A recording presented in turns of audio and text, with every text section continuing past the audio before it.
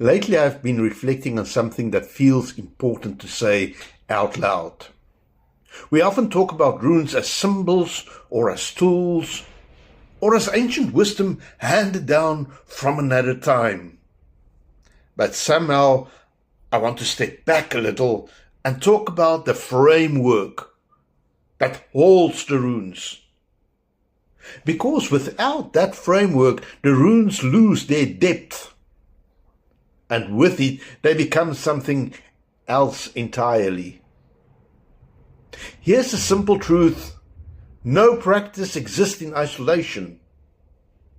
Rune work, ritual, symbols, they all live inside a world view, whether we name it or not.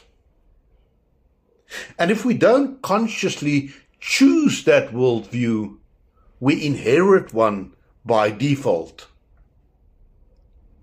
So the question isn't whether we have a framework.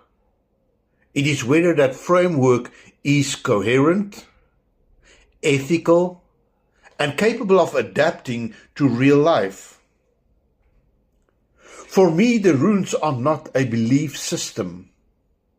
They are not a nostalgic return to a historic worldview.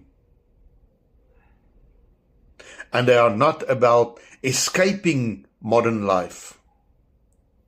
They are part of a living structure for meaning making. Let me repeat. They are part of a living structure for meaning making.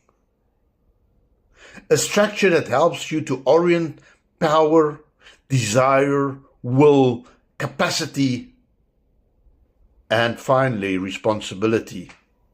This is a structure that supports functioning well in work, in your relations, when there's change in the environment, in uncertainty. This framework has a few qualities that matters deeply to me to be successful. First, your framework must be coherent. It means it doesn't contradict itself as one grows. What made sense at one stage of life matures naturally into the next. A second important quality of your framework is that it should not require withdrawal from the world. It works in everyday life, where consequences is real. Third is adaptability. Life changes. The roles we play changes. A meaningful path must be able to evolve without collapsing. And the fourth is integrity.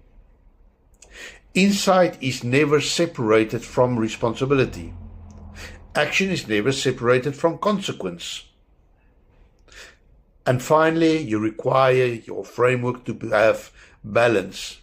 This path values harmony over intensity, integration over extremes, and elegance over force. Rune practice in this context is not an end in itself. Working with runes opens awareness of rhythm, of pattern, and of inner movement. But without a framework, that awareness has no orientation. It's the framework that gives rune practice direction.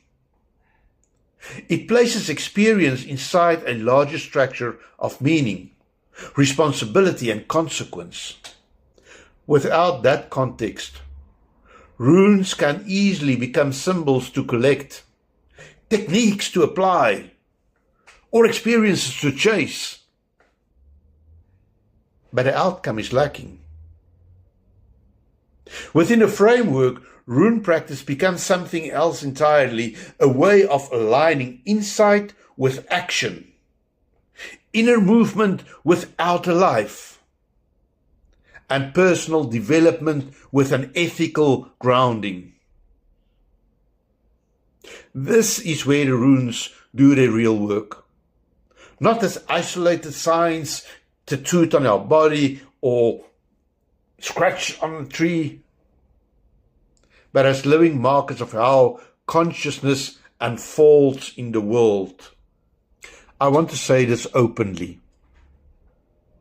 I've often hesitated to speak about this framework because of how easily it can be misunderstood when stripped of context or reduced to labels. But at some point, silence becomes misalignment. So this is not an attempt to convince you of a different worldview. It is to encourage you to be conscious of the worldview that you use, the framework within which you practice. This is simply an act of honesty on my side. This framework is a framework I trust that I'm sharing with you. This is the structure that holds my practice, and this is how the runes make sense to me, not as relics of the past, but as companions in a modern, complex world. And if that resonates with you, sit with it, sit with me, and have a rune conversation. If it doesn't, that's perfectly fine. My invitation is simple.